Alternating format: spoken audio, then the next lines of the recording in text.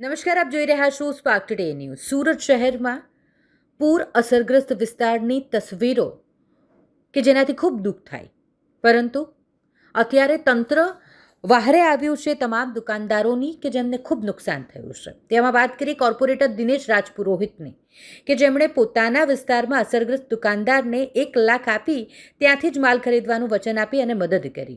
દાન નહીં પણ માલ ખરીદી અને સહકાર આપ્યો। શહેરીજનોને પણ અભિયાનમાં જોડાઈ ઓનલાઈન નહીં પણ લોકલ દુકાનોમાંથી જ માલ ખરીદવા અપીલ કરી।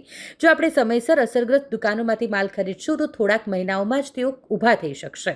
દાન નહીં આપતો પણ સાથ આપી જલ્દીથી ઊભા કરવાનો પ્રયાસ કરું છું તેવું કોર્પોરેટર દિનેશ રાજપુરોહિતે કહ્યું। लाख रुपये दे रही हो एडवांस मुझे थोड़ा कोई कदे भी होमन लेन जाओ मुझे कोई मदद दान दक्षिणा डोनेशन नहीं कर रही हो। लाख रुपये दे रही हो हमारी तरफ से कदे भी कोई भी होमन लेन जाओ मारो लाख रुपये थोड़ा कोई जमा रही ठीक है पैसा बराबर करता रहे थोड़ा मदद वही थी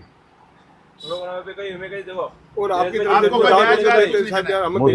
हमारे 4.5 लाख पाँच नुकसान से समझो बराबर 90% सामान किया वो तो क्या क्यों हो वो आपने कई गई चीज समझो હવે એક થોડો ઘણો આજે અમારા માધવબાગ વિસ્તારની આ દુકાનમાં અમારા ભાઈ અને કાકાની દુકાનમાં ખૂબ મોટું નુકસાન થયું છે।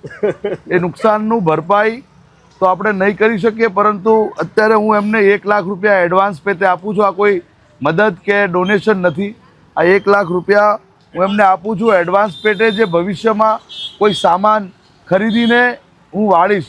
4-6 મહિના પછી થોડો સામાન 2 વર્ષ સુધી પણ સામાન લઈ અને આ 1 લાખ રૂપિયા એમની પાસેથી આ અમે રિટર્ન બેક કરીશું।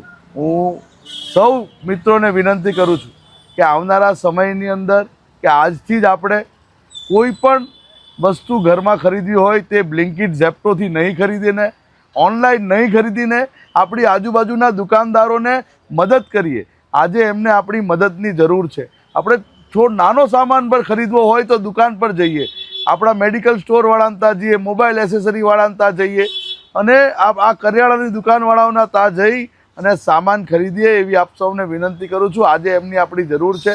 2-4 મહિના સુધી આપણે જો આ બધા લોકો આ મુહિમ ચલાવીશું તો 100% આપણા વેપારીઓ ઊભા થઈ જશે, પગભર થઈ જશે। આપ સૌને વિનંતી કરું છું કે આપણી આજુબાજુના दुकानदारों सपोर्ट करो। 1 मिनट साहब मैं बोल रहा हूँ दिनेश भाई, हमको ऐसा आशीर्वाद देना, आपका हमका आशीर्वाद खूब फला रहे। बस हमको ये बस हाथ से देखना। कभी भी आपको भाजपा की तरफ से हमको कुछ सपोर्ट हमको बोला, जरूर बोला। सब धन्यवाद।